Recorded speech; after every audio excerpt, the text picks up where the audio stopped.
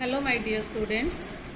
उम्मीद करती हूँ आप सभी ठीक होंगे और इन वीडियोस के थ्रू जो हम आपको टॉपिक्स एक्सप्लेन करने का प्रयास कर रहे हैं ये भी आपको समझ में आ रहा होगा। फिर भी आप लोगों को कोई डाउट हो तो आप हम लोगों से शेयर कर सकते हैं, डिस्कस कर सकते हैं। पर मैं आपको एडवाइस करूँगी कि इन वीडियोस को देखने के बाद आप साथ में दिए जा रहे पीडीएफ नोट्स को ज़रूर पढ़ें, अच्छी तरह से समझने का प्रयास करें और उसके बाद बुक में भी डिटेल में टॉपिक को ज़रूर पढ़ें। और फिज़िकल केमिस्ट्री में स्पेशली हर टॉपिक से रिलेटेड जो न्यूमेरिकल प्रॉब्लम्स होती हैं उनको आप सॉल्व करने का प्रयास ज़रूर करें और जहाँ कहीं डाउट्स हों साथ के साथ आप हम लोगों से शेयर कर सकते हैं। पिछली क्लास में हमने श्रोडिंगर वेव इक्वेशन को ड्राइव किया था। अब हमारा मेन टॉपिक है applications of Schrodinger wave equation, यानी हम श्रोडिंगर वेव इक्वेशंस को डिफरेंट सिस्टम के ऊपर अप्लाई करेंगे और उसको सॉल्व करने का प्रयास करेंगे। पर श्रोडिंगर वेव इक्वेशन को सॉल्व करना सीखने से पहले हम एक इम्पॉर्टेंट टर्म वेव फंक्शन के बारे में थोड़ा और डिटेल में जानते हैं। इससे पहले हम वेव फंक्शन को डिफ़ाइन कर चुके हैं कि वेव फंक्शन जिसे हम साई से रिप्रेजेंट कर रहे हैं ये इलेक्ट्रॉन जैसे पार्टिकल्स की तरंगीय प्रकृति की सारी इंफॉर्मेशन अपने अंदर समाहित किए होता है, अर्थात मैथमेटिकली जो भी इंफॉर्मेशंस होंगी वो सारी हम इस साई के द्वारा प्रदर्शित करेंगे। और अगर हम इसको वर्ड्स में लिखें तो ये तरंग का आयाम प्रदर्शित करता है। हमने वेव का जो है नेचर पढ़ा, स्टेशनरी वेव पीछे हमने डिस्कस करी, तो उसमें तरंग का जो आयाम होता है, एम्पलीट्यूड होता है, that is shown by Sai. और स्टेशनरी वेव के केस में साई स्क्वायर जो होता है वो तरंग की तीव्रता को दर्शाता है, इंटेंसिटी ऑफ वेव को दर्शाता है। यहाँ इलेक्ट्रॉन जैसे कण के लिए तीव्रता से मेरा तात्पर्य होगा इलेक्ट्रॉन की तीव्रता या इलेक्ट्रॉन के पाए जाने की तीव्रता, जिसके लिए हम टर्म यूज़ करेंगे इलेक्ट्रॉन के पाए जाने की प्रायिकता। तो यहाँ इलेक्ट्रॉन के पाए जाने की प्रायिकता साई स्क्वायर के समानुपाती होगी, डायरेक्टली प्रोपोर्शनल होगी। अर्थात हम साई स्क्वायर से इलेक्ट्रॉन के किसी बिंदु एक्स वाई जेड जिसके कोऑर्डिनेट्स हों स्पेस में, ऐसे किसी भी बिंदु पर इलेक्ट्रॉन के पाए जाने की प्रायिकता का परिकलन कर सकते हैं। अब मान लीजिए मैं volume element d x d y d z, जिसे हम डी टॉ भी लिख सकते हैं, इसमें इलेक्ट्रॉन के पाए जाने की प्रायिकता को देखना चाहती हूँ। तो यहाँ इस फिगर को आप देखें, इस फिगर में ये जो ओरिजिन है ये मान लीजिए न्यूक्लियस को शो कर रहा है। न्यूक्लियस से आर दूरी पर हम देखना चाहते हैं इलेक्ट्रॉन के पाए जाने का घनत्व in the volume element this d tau, अर्थात इतने वॉल्यूम में हम देखना चाहते हैं कि इलेक्ट्रॉन के पाए जाने की प्रायिकता कितनी है। तो इसको हम लिख सकते हैं equal to psi square d x d y d z और in short psi square d tau, अर्थात यहाँ इलेक्ट्रॉन के पाए जाने की प्रायिकता साई स्क्वायर डी टो के समानुपाती होगी। ये आपने ध्यान रखना है, इक्वल नहीं होगी, समानुपाती होगी। पर प्रैक्टिकली हम लोग जो है इसको लिखते इक्वल हैं। जैसे यहाँ मैंने लिखा है p r t is equal to psi square d tau, तो P for probability at the distance R at any time T, this is equal to psi square d2। तो अब मैंने इक्वल लिखा, इस चीज़ का क्या मतलब है ये हम अपने अगले टॉपिक में डिस्कस। और वेव फंक्शन के बारे में सेकेंड पॉइंट ऑफ डिस्कशन है प्रॉपर्टीज़ ऑफ साई के गुण। हमने पीछे पढ़ा कि श्रोडिंगर वेव इक्वेशन एक द्वितीय कोटि की अवकलन समीकरण है, सेकेंड ऑर्डर डिफरेंशियल इक्वेशन है। ऐसी इक्वेशन के मैथमेटिकली बहुत सारे सॉल्यूशंस हो सकते हैं, अर्थात जब हम इस इक्वेशन को सॉल्व करेंगे तो साई के हमें एक से अधिक मान प्राप्त होते हैं। पर साई के सभी मान एक्सेप्टेबल स्वीकार्य नहीं होते, केवल वही हल अर्थात साई के केवल वही मान जो हैं स्वीकार्य होंगे जो क्वांटम यांत्रिकी के अनुकूल होंगे। यानी ई, जैसे हम मान लीजिए सिस्टम की एनर्जी की वैल्यू डिटर्मिन करते हैं, तो जो सॉल्यूशंस उस ई की आइगन वैल्यू देंगे, पीछे हमने eigen function eigen value term पढ़ी थी, तो अगर मेरे पास ई की आइगन वैल्यू प्राप्त होती है उस सॉल्यूशन से, तभी हम उस सॉल्यूशन को एक्सेप्टेबल कहेंगे।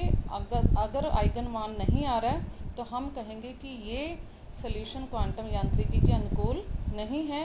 इस चीज़ को जैसे जैसे हम आगे क्वांटम मैकेनिक्स पढ़ेंगे हमें और अच्छे तरीके से समझ में आएगी।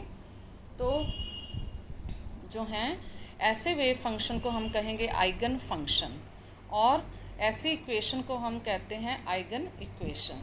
अब किसी भी तरंग समीकरण को हल करने के लिए हमेशा उसमें कुछ स्वीकार्य तरंग फलन होते हैं जिन्हें हम वेल बिहेव्ड वेव फंक्शंस कहते हैं। वेल बिहेव्ड वेव फंक्शन से हमारा क्या तात्पर्य है, अर्थात वेव फंक्शन में ऐसे कौन से गुण होंगे जिससे उसे हम वेल बिहेव्ड वेव फंक्शन कहेंगे। तो मेरे पास 3 मेन बिंदु हैं। पहला बिंदु है साई का एकक मान सिंगल वैल्यूड होना चाहिए, यानी अगर एट ए टाइम साई के 2 वैल्यूज़ आ जाती हैं हमारे पास, क्योंकि साई स्क्वायर हमें क्या बताएगा, इलेक्ट्रॉन के पाए जाने की प्रायिकता। तो अगर साई के 2 एक से अधिक मान होंगे तो साई स्क्वायर के भी 1 से अधिक मान होंगे, अर्थात एक ही बिंदु पर इलेक्ट्रॉन के पाए जाने की प्रायिकता के मान 1 से अधिक होंगे, जो कि गलत है, क्योंकि किसी एक बिंदु पे तो इलेक्ट्रॉन के पाए जाने की प्रायिकता का मान नेचुरली एक ही होना चाहिए कि इतनी प्रोबेबिलिटी है। 2 अलग अलग प्रोबेबिलिटी एक ही टाइम पे एक ही बिंदु पे हो नहीं सकती, इसलिए साई के वैल्यू हमेशा सिंगल वैल्यूड होना चाहिए। दूसरा पॉइंट है साई का मान सभी जगह परिमित होना चाहिए, फाइनाइट वैल्यू होनी चाहिए साई की, क्योंकि यदि साई का मान इनफाइनाइट हो जाएगा तो उस स्थान पर इलेक्ट्रॉन के पाए जाने की निश्चितता हो जाएगी। इनफाइनाइट वैल्यू मीन्स हम सर्टन हो जाएंगे कि यहीं पे ही इलेक्ट्रॉन है, जो कि हाइजेनबर्ग प्रिंसिपल और प्रोबेबिलिटी प्रिंसिपल के विपरीत हो जाएगा, उसको वायलेट कर देगा। जबकि हम पहले डिस्कस कर चुके हैं कि हाइजेनबर्ग प्रिंसिपल जो है इलेक्ट्रॉन जैसे अति सूक्ष्म कणों पर पूर्ण रूप से लागू होता है। और तीसरा पॉइंट, साई सतत फलन होना चाहिए, कंटिन्यूस फंक्शन होना चाहिए, अर्थात साई की वैल्यू में परिवर्तन जो है वो लगातार होना चाहिए, ऐसे अचानक से परिवर्तन नहीं होना चाहिए, क्योंकि अगर वेरिएबल चेंज करने से वैल्यू में अचानक परिवर्तन हो जाता है तो हम देखेंगे कि उसके सॉल्यूशंस जो हैं वो एक्सेप्टेबल नहीं आएंगे। और साई जो है, क्योंकि डबल डिफरेंशियल इक्वेशन हम यूज़ कर रहे हैं, तो इसलिए साई की वैल्यू ऐसी होनी चाहिए जो 2 बार अवकलन के योग्य होनी चाहिए। तो जिन वेव फंक्शंस में ये 3 गुण होंगे, कौन कौन से, साई सिंगल वैल्यूड, एकक मान, फाइनाइट परिमित, और कंटिन्यूस साई सतत फलन होना चाहिए। तो 3 पॉइंट आपने ध्यान रखने हैं, सिंगल वैल्यूड, फाइनाइट, कंटिन्यूस, और इसे आप कह सकते हैं साई एकक मान, परिमित और सतत होना चाहिए। जिन वेव फंक्शंस में ये गुण होते हैं उसे हम कहते हैं वेल बिहेव्ड वेव फंक्शन, सुव्यवहारित और स्वीकार्य तरंग फलन। क्वांटम मैकेनिक्स में आगे हम केवल ऐसे ही फलन का यूज़। आइगन फलन में आइगन मान, ये टॉपिक हम हालांकि पहले थोड़ा डिस्कस कर चुके हैं, मैं तो एक बार फिर से रिवाइज़ करते हैं क्योंकि आगे हमें इसकी बहुत ज़रूरत है, बहुत बार यूज़ होगा। आइगन एक जर्मन शब्द है जिसका अर्थ होता है अभिलक्षणात्मक, करेक्टरिस्टिक। तो यहाँ हमारा करेक्टरिस्टिक से क्या मतलब है कि यदि हम किसी ऑपरेटर ए, संकारक ए की फलन f(x) पर संक्रिया करवाते हैं तो उस क्रिया के परिणाम स्वरूप आंसर में मेरे पास गुणांक k और उसके साथ वही फलन f(x) एज इट इज़ प्राप्त हो जाए, तो ऐसे फलन को हम आइगन फलन कहते हैं, और गुणांक k को कहते हैं आइगन मान, आइगन वैल्यू। अर्थात यदि मेरे पास संकारक इंटू फलन इज इक्वल टू गुणांक इंटू वही फलन वापस आ जाए तो ऐसे फलन को कहेंगे आइगन फलन और गुणांक को कहेंगे आइगन मान, और ऐसे समीकरण को कहते हैं आइगन समीकरण।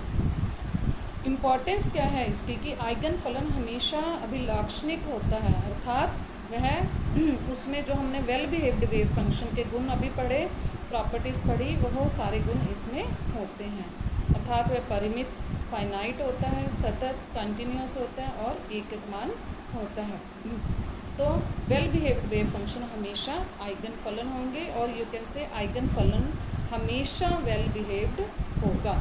और श्रोडिंगर वेव इक्वेशन को सॉल्व करते हुए हमें ऐसे ही फलन की आवश्यकता रहेगी। और एक और इम्पॉर्टेंट पॉइंट कि आइगन फलन का मान कभी शून्य नहीं होता, ये हमारे सिस्टम को शो करेगा। तो सिस्टम एग्जिस्ट करता है तो उसका मान कभी भी शून्य नहीं होगा। आइगन मान कैसे कैलकुलेट करते हैं, एक छोटे से उदाहरण से देखते हैं।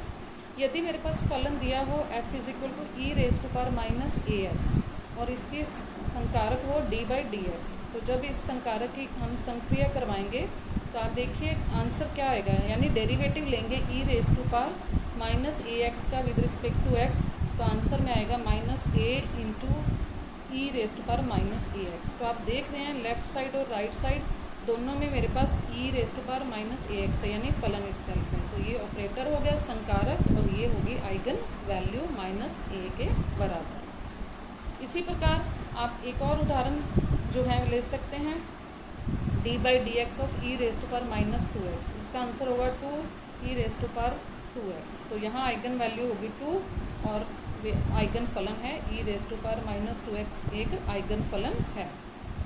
इसी प्रकार हम ज़रूरी नहीं है कि हमेशा आइगन फलन आएगा मेरे पास डेरिवेटिव लेने से। अब अगले एग्जाम्पल में हम देख रहे हैं कि साइन टू एक्स संकारक डी बाई डी एक्स का आइगन फलन नहीं है, लेकिन d square d x square का है। तो डी बाई डी एक्स जब साइन टू एक्स का करेंगे तो आंसर आएगा मेरे पास टू कोस टू एक्स। तो यहाँ पे लेफ़्ट साइड में साइन टू एक्स है, राइट साइड में कोस टू एक्स है, तो ये दोनों तरफ सेम नहीं है, इसका मतलब ये sign two x D by d x का आइगन फलन नहीं है। पर इसका मतलब ये नहीं है कि ये कभी आइगन फलन नहीं हो सकता। अब ये अगर हम ऑपरेटर चेंज करें तो इट मे भी आइगन फलन, यानी यहाँ मैं अब ऑपरेटर ले लेती हूँ D square d x square. तो देखें, तो जब मैं यानी डबल डेरिवेटिव लूँगी साइन टू एक्स का, तो आंसर मेरे पास आ जाएगा minus four sine two x. तो अब यहाँ पे क्योंकि फिर से ये minus four sine two x, तो यहाँ मेरे पास साइन टू एक्स अगेन आ गया राइट साइड पे, दैट मीन्स अब sign two x D square d x square का आइगन फलन है और इसका मान है माइनस फोर, आइगन मान माइनस फोर। तो आप ऐसे ही किसी फलन को नहीं कह सकते कि वो आइगन फलन है कि नहीं, साथ में उसको ऑपरेटर देखना होगा कि उसके ऊपर ऑपरेटर कौन सा ऑपरेट कर रहा है। तो उस पर्टिकुलर ऑपरेटर के लिए फलन आइगन फलन है या नहीं है ये हमें दर्शाना हो। और आइगन फलन जो है हमेशा वेल बिहेव्ड फंक्शन होगा, जो हम श्रोडिंजर वेव इक्वेशन में सॉल्व करेंगे। तो ये वेव फंक्शंस के बारे में सारी इंपॉर्टेंट पॉइंट्स जो हमें आगे हमेशा ध्यान रखने हैं श्रोडिंजर वेव इक्वेशन को सॉल्व करने के लिए। That's all, thank you so much.